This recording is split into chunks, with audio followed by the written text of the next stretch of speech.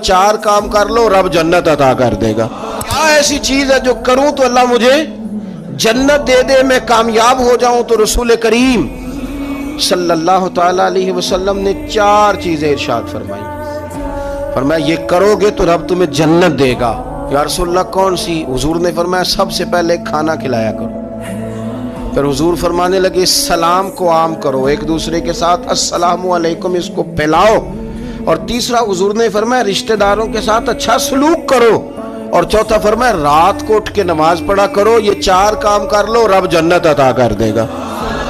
रात को उठ के नमाज पढ़ो, खाना खिलाओ, सिला रहमी करो, सलाम आम करो। तीन चीजें इस हदीस में हुजूर ने बंदों के ताल्लुक से बयान की। और एक नमाज का जिक्र किया चौथे नंबर पे जाके, रब करीम की इबादत के ताल्लुक से। ये तीन भी इबादत ही हैं, लेकिन शर्त यह है कि हमारा मिजाज सिला रहमी का, हमारा मिजाज खाना खिलाने का, हमारा मिजाज सलाम को आम करने का।